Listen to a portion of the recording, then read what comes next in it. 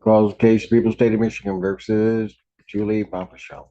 Your Honor, I appreciate the court's accommodation. I had an opportunity to speak with Ms. Fong Fachan. I discussed bond violations that have come to the court's attention since Ms. Fong Fachan's last appearance before the court. Ms. Fong Fachan. Now that, as well as the continued lie. Of course, Your Honor. And Ms. Fong Fachan is going to apologize to the court. She's going to admit that what the court has been made aware of, her participation on a video podcast. Okay, let's just get it all right, Mr. Warren. Here's the stupidity of this individual. Buckle up, guys. Today we're going to witness the moment this courtroom saga shifts from paperwork to personal reckoning. In this intro clip, the prosecutor calls the case and immediately flags repeated bond violations and an outrageous podcast call from custody. A seismic preview. You can feel the stakes being set. Credibility and compliance are on trial before the charges even get unpacked. This opening plants the seed that the defendant's pattern, not just a single misstep, will decide everything. I lock her in jail because she was lying to me and violating her conditions. One of her first calls from the jail is to a podcast.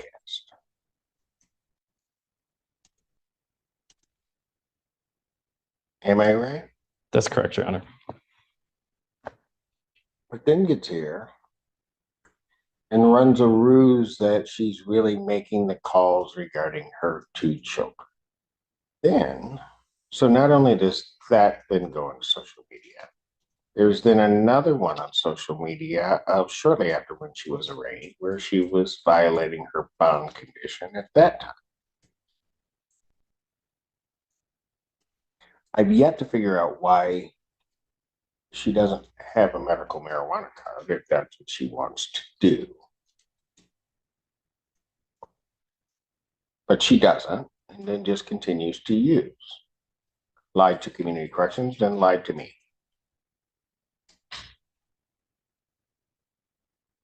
So she gets put in, then makes within that week at least 41 calls that we could see, but there were actually additional ones.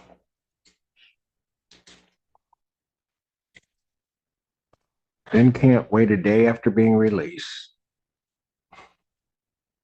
Violates my order again. And Your Honor, that is my understanding of where we are today in its entirety. And Ms. Fong Fachan admits to all of those things. She did go into custody. She placed upwards of 120 to 130 phone calls, one of which was to a podcast. And I think that demonstrates to the court that her statements that she learned her lesson in custody, it may hinder that because Ms. Fong Fachan. All right, guys, here the prosecutor lays out the pattern methodically. Phone calls from jail, posts on social media, and dozens of contacts that show reckless disregard for bond conditions. Speaking as an observer, this segment is the evidentiary spine of the case. It turns isolated incidents into a repetitive behavior. The narration shifts the issue from one mistake to a deliberate pattern, sharpening the judge's dilemma about trustworthiness and the risk of continued release. Was laughing, joking on a podcast. Oh, yeah, she was. She thought it was all a game. Of course. And guess what? You can think it's a game. It's a game with me that you will never win. Understand. Ever. No, I don't think you do. Can't speak. No. Your Honor, that was the first week she was in custody. The following week, she lost phone privileges. She was released from custody, at which point she came before the court, apologized for what happened leading up to that. Lied to Mr. Feaster, so Mr. Feaster would lie to the court.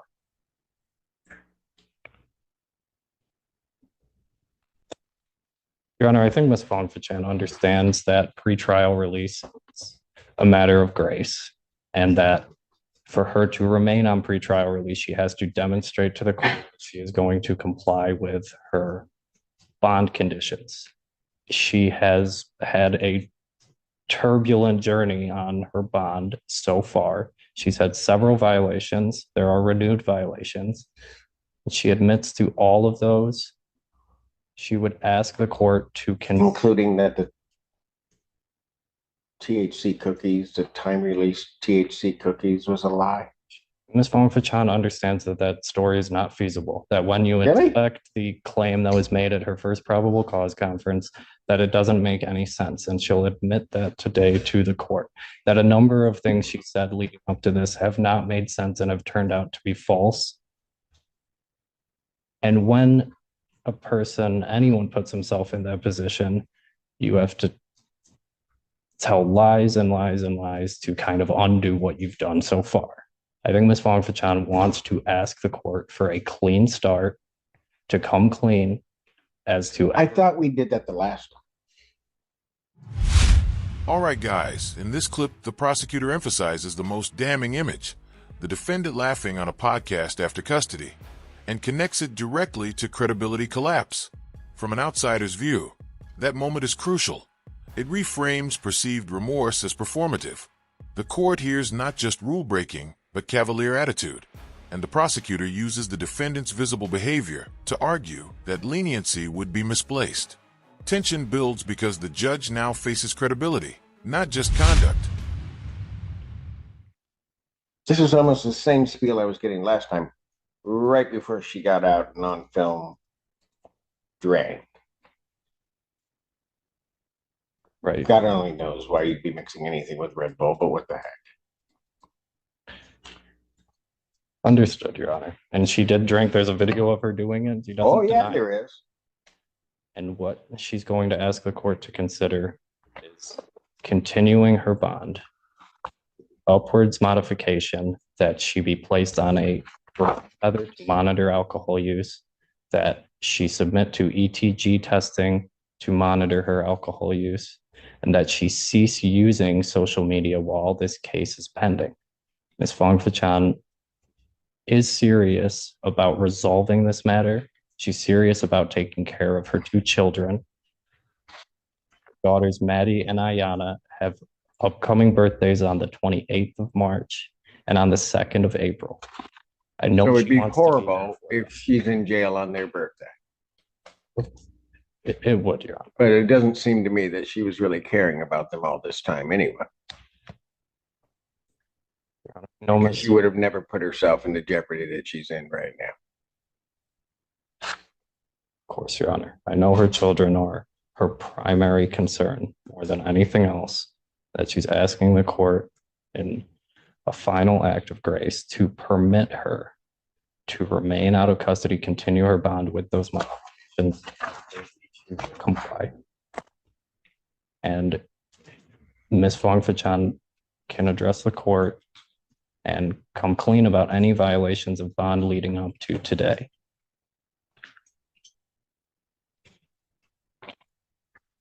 Go ahead, what does she want to tell me? All right, guys, this segment shows the defense trying to negotiate mercy. Promises of a clean start, alcohol monitoring, EG tests, and social media limits.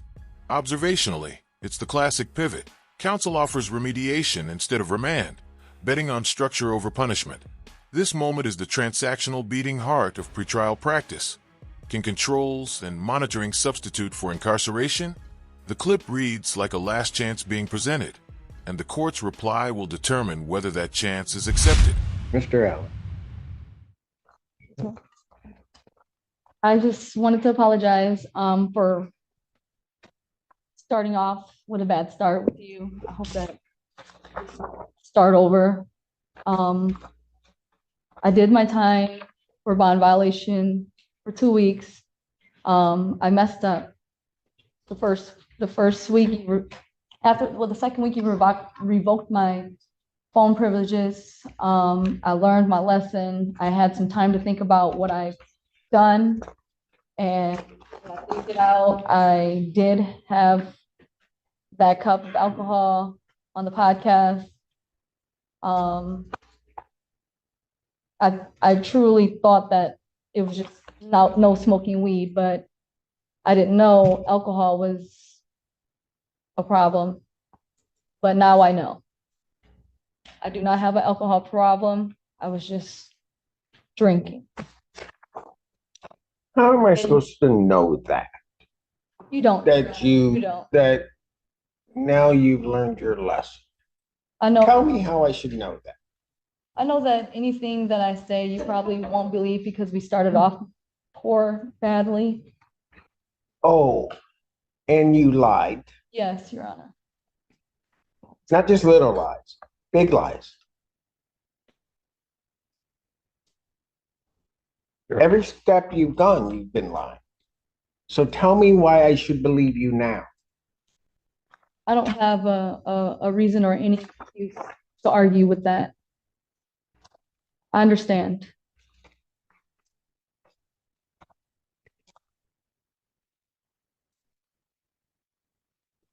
Your Honor, I think Ms. Fong-Fachan knows it's not about what she says, it's about what she does. And what she's done leading up to this has not instilled confidence in the court that she's going to comply.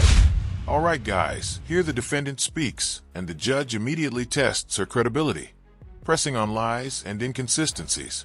Watching this as a third party, you sense the fragility of the defendant's position. Apologies are verbal currency, but the judge demands behavioral proof. This exchange is heavy on accountability. The judge's skepticism is not rhetorical. It's a credibility audit. The emotional register tightens because words here must translate into observable compliance. We're asking the court to give her an opportunity to demonstrate that she's going to comply with the court's orders and perhaps present herself as a candidate for at the conclusion of this case. I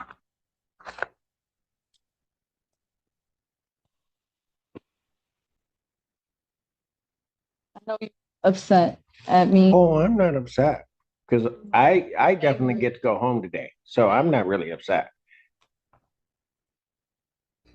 Go ahead. What did you want to say?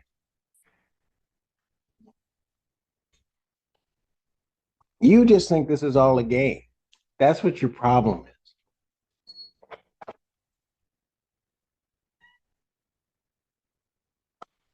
You do.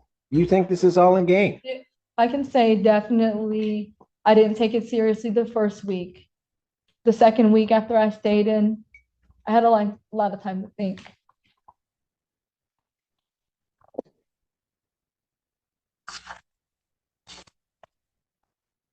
About what? About, my actions before, during, and now after the fact, even having a drink. And I guess if you want to put me back in jail, I deserve it. Yeah, you do.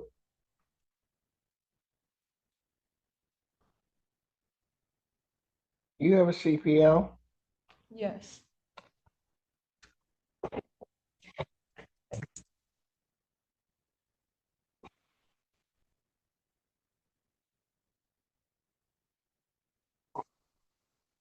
Lost it. You know why? Not really. Smoking and have a CPL. That's probably another form you lied on. All right, guys, this clip is a turning point where the judge calls out the defendant. You think this is a game. From an observer's perspective, the tone shifts from procedural to personal. The courtroom stops debating technicalities and starts confronting character. The judge's warnings about consequences escalate the stakes. It becomes clear that noncompliance will be punished not as policy, but as a necessary assertion of court authority. The air feels heavy with impending decision. How bad do you want to make this get, young lady? Can you say that again? How bad do you want to make this get? Because if you want to take this thing and make it the worst experience you ever had in your life, I'll be more than happy to indulge you. I don't.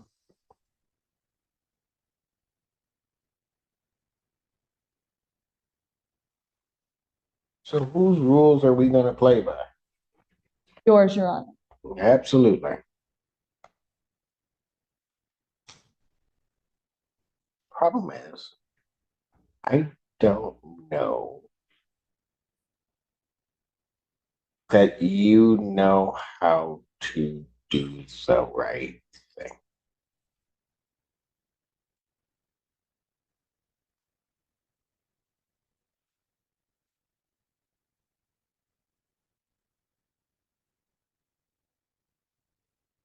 I think somebody that lies as much as you do about everything, it seems, and just kind of does what you want to do.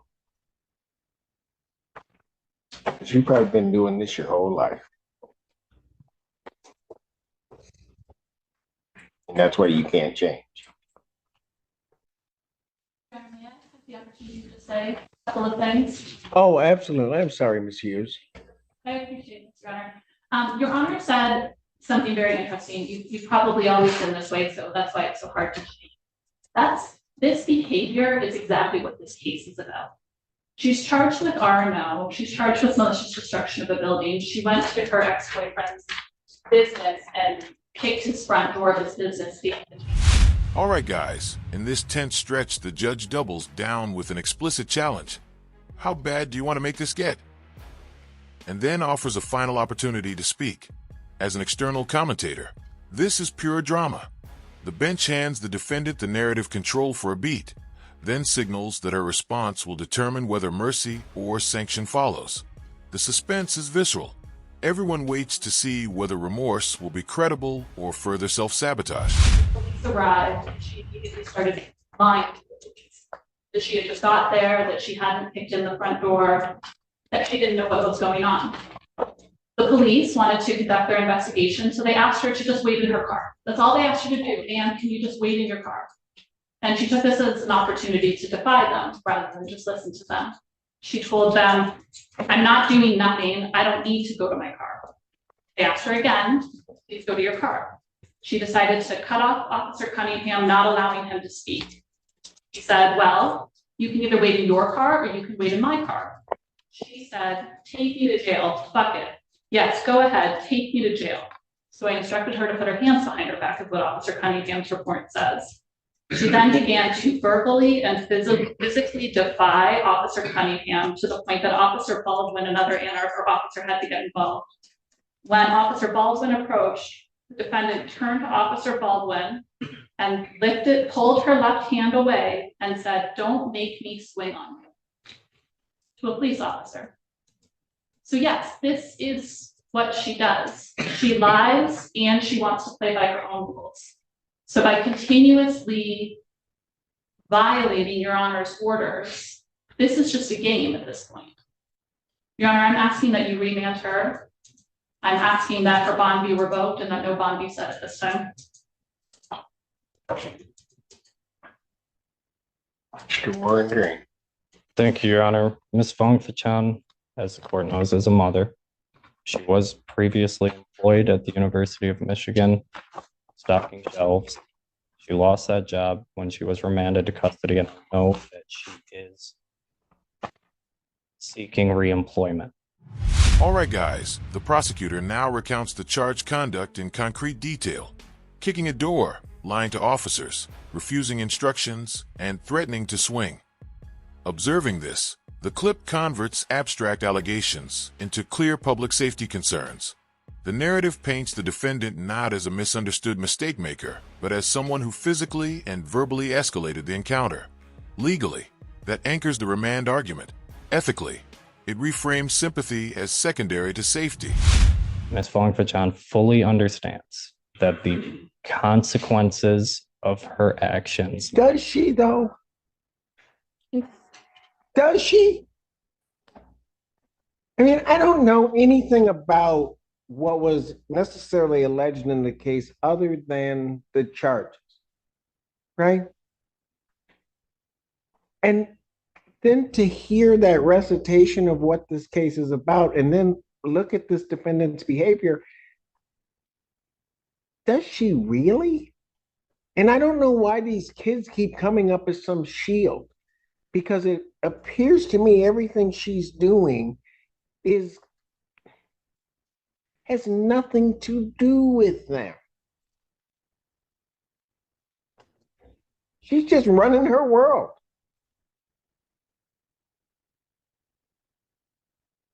Go ahead. I'm sorry I interrupted. Your Honor, Ms. Vong Fachan has faithfully attended all of her court hearings.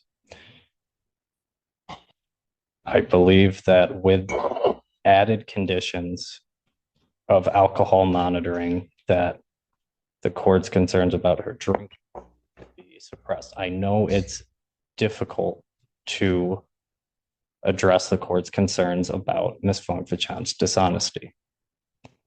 I believe she's come before you today and been honest about her past conduct and the conduct even after she was released from custody before court today. I'm asking the court to consider continuing her bond with those added conditions, as Vong Fachan will test today and tells me she will test clean. All right, guys, here the defense frames the human cost. A mother who lost her job, seeking reemployment, and proposing monitoring as a remedy. From a detached viewpoint, this is the counterbalance to the prosecutor's portrait, an appeal to practical consequences and rehabilitation. The defense tries to humanize the defendant and reorient the court toward constructive conditions. The tension arises from opposing narratives: risk control versus compassion for collateral harm. Anything else? Nothing further, Your Honor. Dr. Young, anything else? Well, I can speak. I just wanted to say sorry. I've made some mistakes that day when that happened. I didn't necessarily just kick in the door. It was more to it inside. And it just escalated. I was upset. I didn't mean to harm or disrespect Officer Cunningham.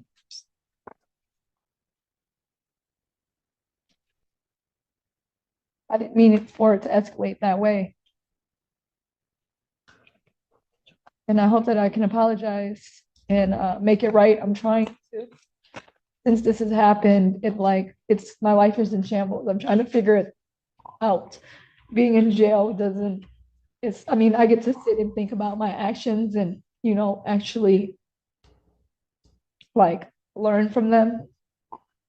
But being in there, I can't get things done. I have to figure out getting another job, paying bills. Not that you care, but I'm trying. I'm trying to make it every court date. I quit smoking weed. If I can be placed on an alcohol tether or have to drop for, urine.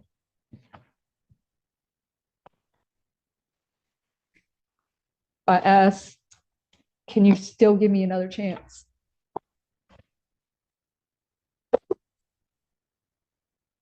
And you said something very interesting. You said, I don't care. Not that I care. Just now? Yeah, that's a funny thing. Because actually, about everybody that comes before this court, I care.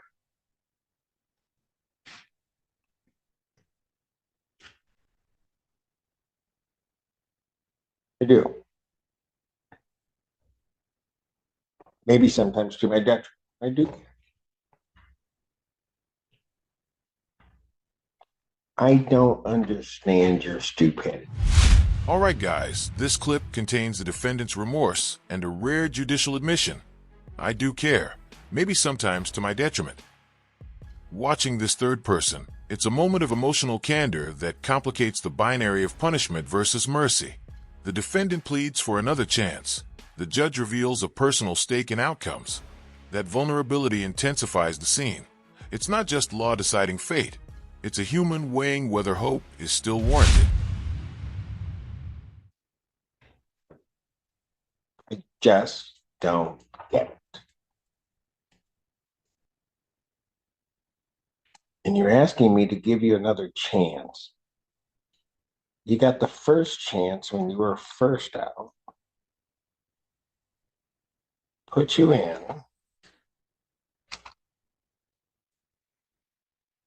I bring you back.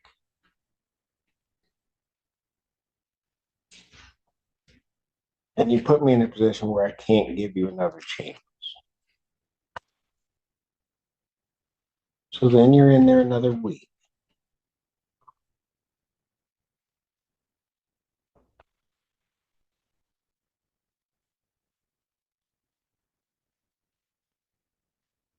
Told me that day, you and Mr. Feaster, you had learned everything and you were going to be able to conduct yourself by the court rules and everything else. You don't at 24 hours, you don't make it 24 hours.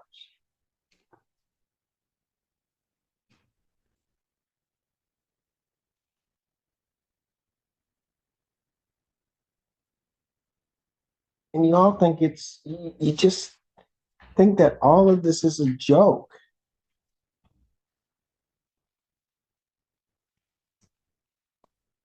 Don't get to just have your way because you want to have your way. Always. All right, guys. The judge loses patience here and methodically catalogs how the defendant repeatedly made things worse, imperiling any chance for leniency. In neutral terms, this is the judge reclaiming authority. Frustration becomes doctrine. Observationally, it's the crescendo of moral indictment. The bench converts exasperation into legal reasoning for remand. The clip reads as the final emotional push toward a consequential ruling. There's a bigger bully.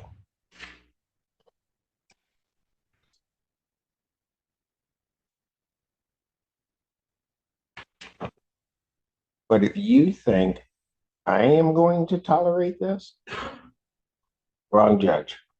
I know. I do not like sending people to jail, but I'm going to do my job. And if you can't cooperate, if you can't just do the simple things that are asked, none of this stuff is hard. None of it. But if you've got to pretend to all these folks that this doesn't bother you and you're just too cool for any of this, and you're just going to make it, well, okay, so be it. You can sit up there and be everybody's hero.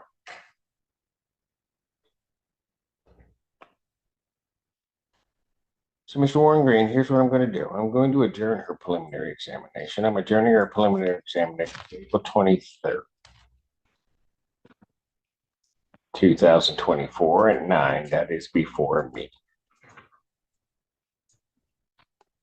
I will give you the opportunity to certainly motion before this court this defendant's release, but for today, she's going. Defendant's bond is hereby revoked pending a motion hearing. If defendant is released from jail, she will go on an alcohol scram test. Thank you. Thank you, Your Honor.